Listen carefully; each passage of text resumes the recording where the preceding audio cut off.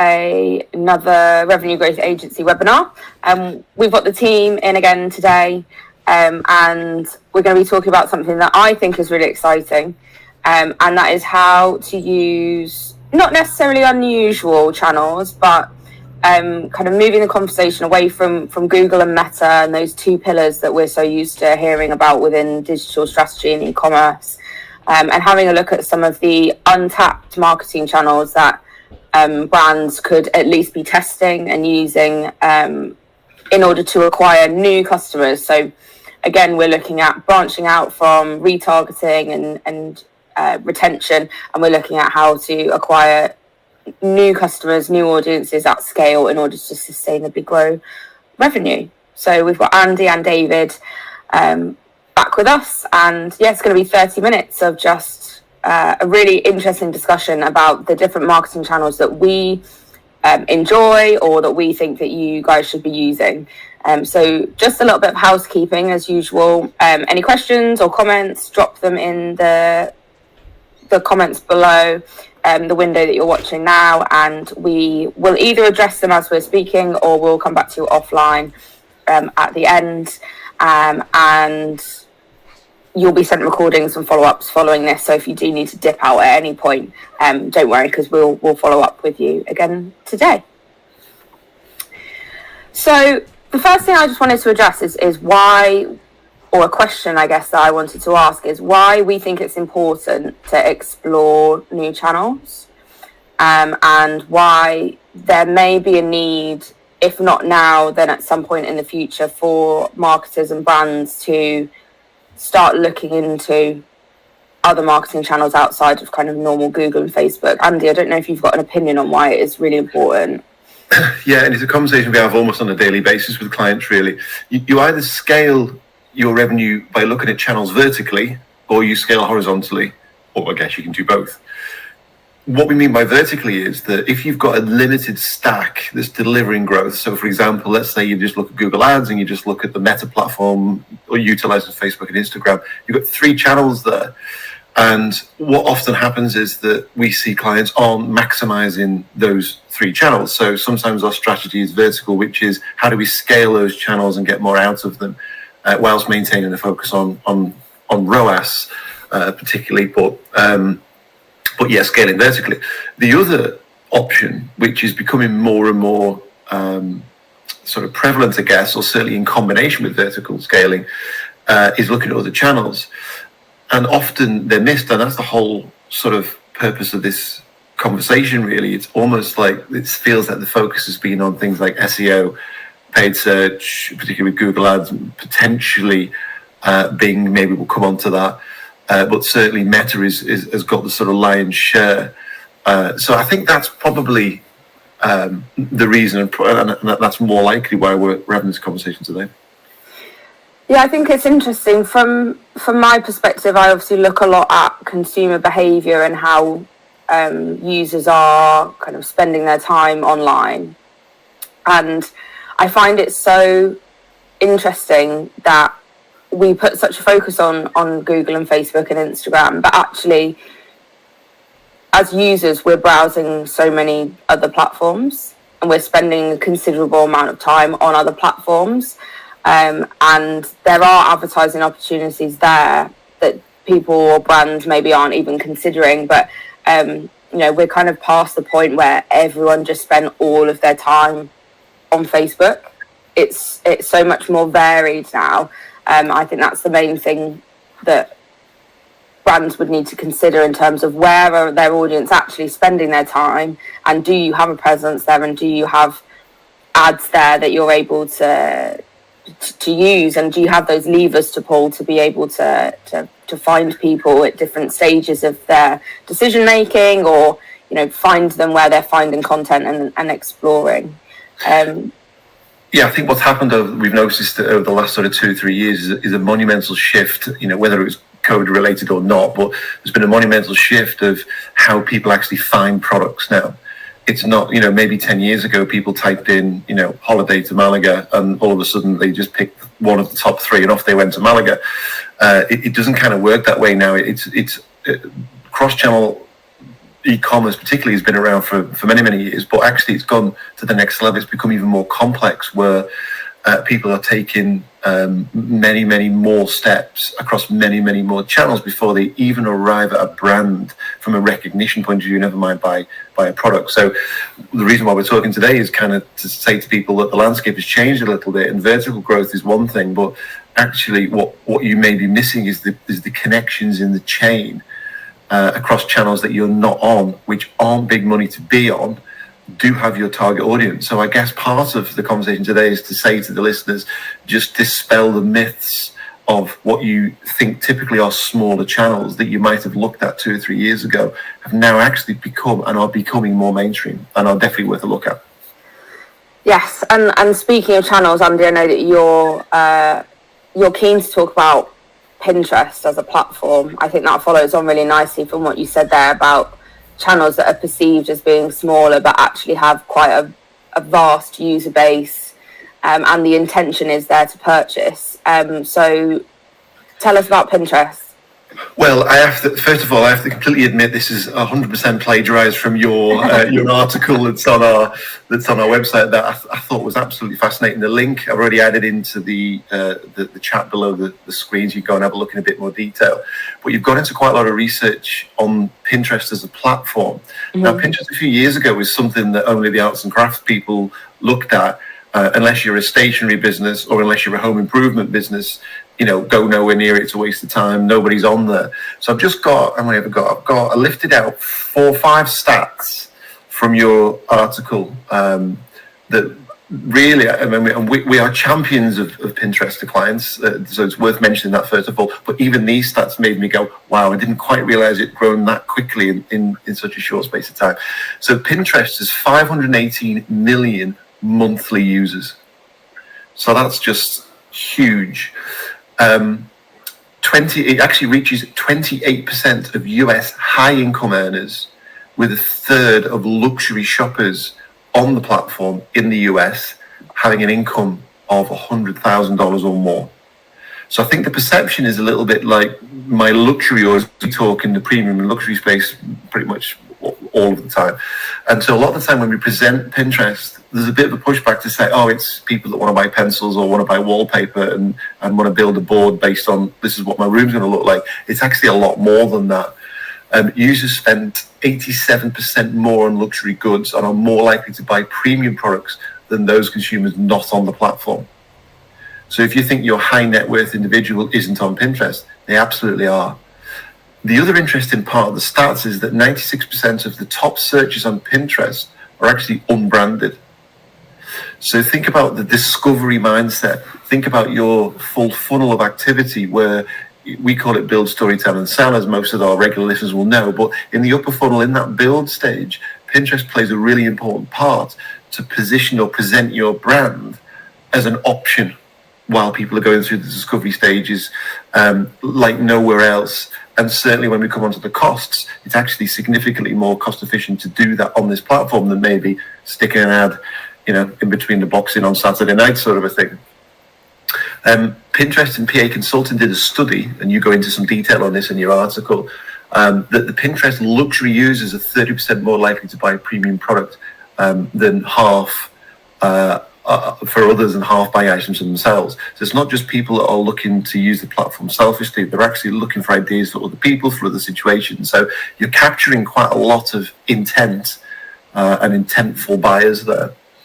The other interesting thing that you went into was the likes of Vogue, was particularly interesting to our audience, but also publications such as Harper's Bazaar and Architectural Digest often cite Pinterest in emerging trends. So from the fashion space point of view, often designers or often creators will put their ideas out for some feedback on the likes of a Pinterest board or a mood board, first of all, before they then go and further present ideas elsewhere. So if you've got someone like Vogue or British Vogue looking at Pinterest constantly to see what the emerging trends are, then why not position your brand as a bit of PR, really PR outreach to a certain degree, in a platform like Pinterest that allows you to then, become part of the conversation before the conversation started almost. Now, So that's a bit about the background. Some quick other bits and pieces. There's actually quite a lot of ad formats. There's video, there's collection, there's the carousel ad format. So very similar to what you see on Meta. Targeting is similar. So you can go down the route of topic, interest, keyword, and also some similar and more advanced features. So it's called lookalikes in the likes of Google and Meta, but Pinterest call it actor-likes, which I quite like. Demographics and Pinterest personas as well. So along with some more automated and AI sort of solutions becoming more part of the channel. So more and more, you've got very familiar formats, very familiar way that they're delivered, but in front of a very specific audience that is huge and is actually growing and is very, very much in the luxury and premium space. So Pinterest is worth a look at. Last quick point on it is that the attribution platform North's been releasing some stats every month, and they show, based on their client base across the globe, they show who's paying more for cost per clicks and who's paying less and what the cost per thousands are. And regularly we see in that data that the CPMs are significantly lower than other competing platforms, and the cost of acquiring a customer is significantly lower than many other platforms. So you've got this really sort of heady mix of low costs, get in front of a huge audience with very close targeting, and getting in front of trends and positioning your brand in a way that maybe would take a lot longer and cost a lot more in other channels. So definitely number one is Pinterest.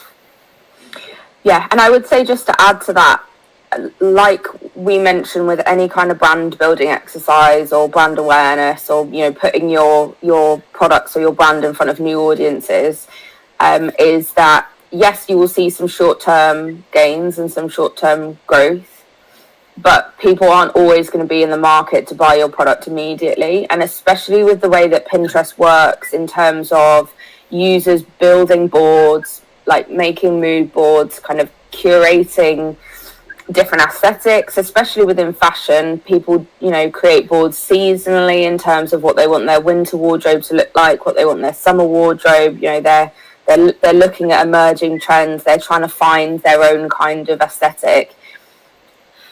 Often they will want to have that complete before they go ahead and make any purchases. So they're not going to be making impulse purchases. More than likely, it's going to be slightly more careful in the way that they choose what products they want to go ahead and buy. So I would say that you will get some people who will purchase straight away, but be aware of the way that the platform works as a user, and then bear that in mind and manage your expectations in terms of how you expect the platform to work for you over time, because you might find it has a much better long-term benefit, but short-term you're still better off investing in Google Shopping if you want those kind of short-term perks. So and also remember that it plays, I mentioned at the start, it plays a key link in a chain. Now, if you enter into a new channel, or if anybody listening is still looking at individual channels as silos, I'd advise them to sort of go back to the drawing board on that and think a bit differently, because again, more so in the last couple of years, that's completely changed. And so what you're actually doing here, you're actually adding another link into the chain, or another loop into the net that's becoming wider and wider for your brand. And so you'll feel the benefit sort of globally across your business. But use the metrics like ROAS, and use the metrics such as cost that you're paying for 1,000 impressions and how much you spend. Use those to sort of give you a gut feel of how the channel's performing. But the wider impact will be felt elsewhere, not necessarily through Pinterest. Great. David, I'm going to extend a similar question to you. I know that you've had some really varied experience in terms of kind of marketing channels, so to speak. So if we were looking outside of the usual Google and Meta, what would you suggest that people explore? Yeah, absolutely. So I just want to go back to what we expect from marketing and what we expect from channels. And yes, what we expect is pushing our content, our offers to the eyes of the widest possible population, and try to grab people that are qualified, need our product and qualified to buy. And so it's true that going with Facebook, Meta and Google platform, as they have several, each of those company have wide offer, it's the easiest and the first thing that comes to mind. But the other reason, I think there's two reasons why we want to consider additional channel. One is possibly going into channel, and I think you've talked about it, so I won't be too long on that. Going into channels where the people that congregate there might be a bit more qualified for our product. So, for example, it could be for affluency, as Andy said, on the profile of the people who congregate on Pinterest. It could also be that they might be more sensitive to fashion if you have a fashion product. So you could do that. And I would want to talk in that sense of one channel could be that is influencer. And I believe that there was a hype with influencer a while ago, but still very current. But I think what you want to expect from having your offer content within an influencer content would also be this affinity of their realm, of their values, of the possibly that they are the persona that consume your product, and so people who follow them might also be the perfect persona. So I think you want to go there really if you have that affinity, if that totally makes sense, because as I've told you in the office, I've seen a lot of influencer operation being very successful, other one flopped, and it's never what you think it's going to be. So I've seen massive influencer operation where there was so much subscriber base, such a big subscriber base, and it flopped just because the affinity or the way the content was pushed or the way the offer was built didn't make sense and didn't appeal to the crowd of subscriber, and it flopped. I've also seen micro influencer operation being very successful because the affinity, the product the offer made a lot of sense to the people, and in relation to the usual content that the influencer is broadcasting on their channel. So that's one thing that you want to consider. The prices really can vary in the budget, but I think we need to keep in mind that it works the same way of each channel, which is you could possibly model it a bit before, saying, okay, this person has usually this average reach per post, this average number of engagement per post, and so this is, and you can calculate also, as you would do for email, an indicative statistical CTR and a possible return. And you would go into this really if it makes sense with like pessimistic CTR percent and conversion rate. So that's one thing. The other thing I want to talk about, and that's the other reason why you want another expectation you have from marketing, is being able to be efficient. So you do a set of ads and you want them to touch or to be presented to as many eyeballs as possible. And so another big one we're not talking too much, but everybody knows about them, is TikTok. I want to talk about TikTok because we've experimented with TikTok quite extensively for the past year, and it's a different beast. The game is played a bit different. First of all, it's almost video exclusive, and let's keep in mind that when people are on this platform, they don't want your content, they don't want your ads. It's an exercise where they're here for entertainment. They're here to take news from family, to see the last news, from the world, to laugh, to cry, each kind of emotion. But basically, it's turned about entertainment.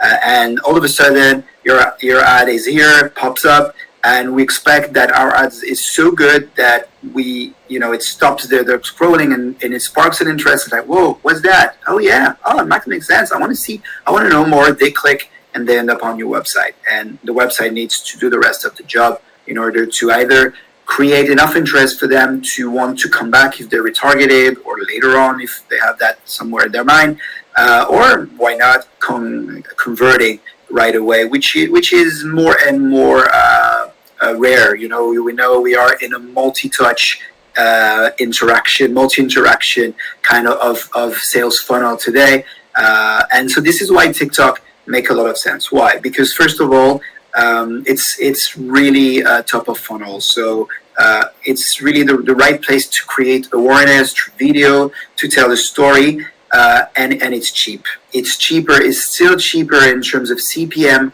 than most of our big platform. So it's really an opportunity right now. A lot of people can think, a lot of company can think, yeah, but it's only teenagers there. My product is more appealing to a crowd that is more mature. So TikTok is not for me. So you would be surprised. We've experimented with companies that has product for where their core audience is like 45 plus. We've experimented TikTok and they're smashing it. So don't have any prejudge, don't have any any cliche. Make the test. I mean, I'm in performance. I'm the performance guy of the company, of the agency, and my motto is don't assume. Make the test. Make a quick test. Don't make it last weeks. Take a week and see what it is. The other thing with TikTok is you want to measure by CTR and by content view. So you want to basically see how many eyeballs you got onto your website for how much, and you will see that TikTok is super efficient. And you can ask me, but yeah, people visit my site from TikTok. That's really good, but I mean, what's the bottom line for me? So we're in a multi-interaction world, and on your website, you most likely have tons of pixels for Facebook, for Google, for possibly for your email as well, for everything. And so when you have this influx of people coming from TikTok, all your pixels are like taking a snapshot and saying, oh, do I know that people? Oh, those people are also on my platform here at Facebook, at Instagram, at YouTube. And so the retargeting machine will kick off right now. And it creates a kind of ecosystem where your brand is everywhere. People are browsing on TikTok, they see you. People are browsing on Meta, they also see you because they are being retargeted. And the same on YouTube, and the same when they're doing Google search, etc., or on Google Display Network. And so it creates familiarity, and it's known, it's psychology of consumer that they trust and they buy from brand they know. And after they've seen you a bit everywhere, and if your ad makes sense and the story is compelling to them, you increase the odds of being familiar, being trusted, and trigger a purchase. And so you would be surprised as TikTok offer this opportunity for a better price than most of the other channels. So yeah, that's a big one to look at. DG, can I bring you in, because this is I want you to talk a little bit about Netflix, because I know being an actor and being into films, this is your bag. So I think you're best positioned to talk to us a little bit about Netflix and what role that plays. Yeah, I think not necessarily just Netflix either. Connected TV is a channel which I think people skim over to a certain extent because there is this like muddy water between digital and linear TV buying, which is a different beast in itself, and we wouldn't class that as digital advertising really. But there's been so many advancements, obviously, with kind of streaming services, and what we used to see was subscription video on demand. So those SVOD channels like Netflix, Disney Plus, Prime, where you're paying for the privilege of not having ads. And this model over the past couple of years has kind of evolved to start bringing in these ad-supported tiers where the user pays slightly less, and in kind of as a punishment, I guess, they get served ads. So Netflix, Disney Plus, you're programmatically able to serve your ads through the Microsoft Digital Ad Exchange. So essentially, connected TV is a digital platform.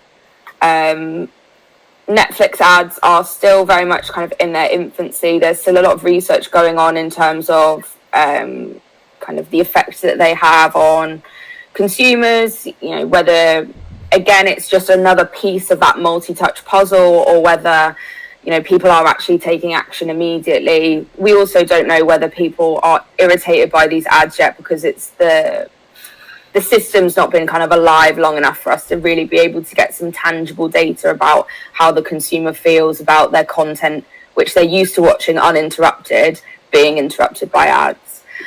But it's a great gateway for brands and for advertisers to be able to reap the benefits of TV advertising, but be able to serve them in a digital way. So there's loads of great benefits. As I could talk for hours about the benefits of advertising on TV, but generally you're getting like a full screen experience. So yes, people will watch Netflix on their phones, but 9 times out of 10 it's on a TV screen. So you're getting that full screen experience. You're getting the benefits of essentially perceived success. So there's some studies that have been done that users perceive that if a brand is able to afford to advertise on a telly, they are a successful brand that has a good reputation and is someone trustworthy that they're able to buy from. And there's an actual study that confirms that is kind of how users perceive seeing ads on TV. So for a fraction of the cost of linear TV, you can reap those rewards. You're also getting kind of almost undivided attention. You get the benefits of second screening and all of these different things where we know that people's attention spans can be divided in 2 places. So, you know, they could be watching Netflix on their TV, see your ad, and then also be seeing you on Meta and as they're scrolling through Facebook during the ad break of the TV show that they're watching. There's loads of different benefits in general. But if you're interested in getting on TV, get in touch with a Microsoft rep and speak to them or speak to us about what your options are in terms of being able to serve ads programmatically on these streaming services. Amazon ads offer Prime. So if you want to advertise now on Prime, you can do that through your Amazon ad account. So it's all hosted natively on their ad platform. So that's another way that you're able to reap those TV benefits. Sky Adsmart has obviously been kind of at the pinnacle of connected TV and digital /TV advertising for a really long time. They kind of pioneered it. So if you're interested in getting into Sky and Virgin Media customers' homes, Adsmart is a really good place to go.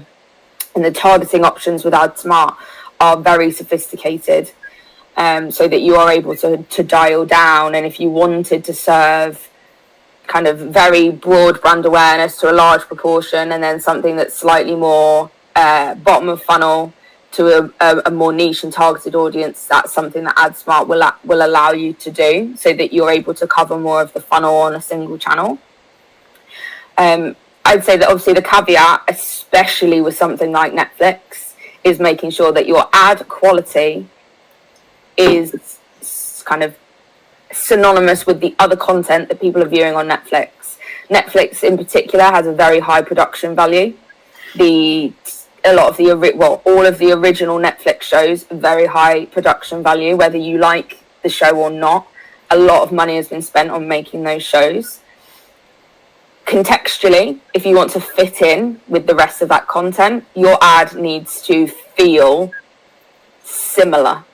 Makes sense. And that's not, and it's not to say that, you know, you need to get Guy Ritchie to come and set up a load of explosions in the street while someone walks down a motorway with your products. Like, it doesn't need to be like that, but unfortunately, you can't just take kind of your UGC TikTok ads and serve them on that platform, because it feels disjointed. And again, there's been some research done in terms of how contextually misaligned advertising can actually dampen brand reputation, and people can actually take a more negative view of your brand because they've seen your ad in the wrong place. So just be aware of that. And I think that's probably the same on most of these connected TV channels, really. You need to be looking at TV standard ads, but it doesn't need to be expensive. Phones can record in 4K, and 4K is more than enough. So from an actual like practical quality perspective, and then just do your research in terms of, you know, what does a TV ad need to look like? What does it need to sound like? I always use DFS as an example of kind of a poor take on TV advertising, because how long has a DFS sale been going on? Forever. the sale never seems to end because they went into TV advertising with a promotion, and then that promotion is kind of synonymous now with their brand. So think about what your brand wants to be synonymous with and then kind of work it from there. But really exciting that you're able to now use these platforms through Microsoft and the Microsoft Digital Ad Exchange to be able to serve a lot of stuff programmatically. And obviously that means that the reporting is probably going to be slightly more in depth to what you would get with linear TV. So yes, if Netflix ads is something you're interested in, I mean, I would love to speak to you about it. I'm sure Andy would love to speak to you about it. And yeah, it's Microsoft that you would need to get in touch with. So, you know, what used to be Bing is now Microsoft ads. Yeah, just a quick one on that. So Netflix is in a beta release in the UK. So there's only a handful of agencies that have access to the beta platform on that. We're one of them, so if you want us to help you out, we can do, but don't be surprised if you contact Microsoft and they say, you know, it's not released yet in the UK. It's only been given to a number of agencies to run some tests on, of which we are, so we can help you with that.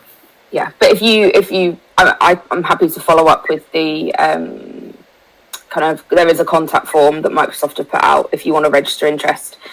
So get in touch and I can give you that, or you can speak to us and we can speak to our rep.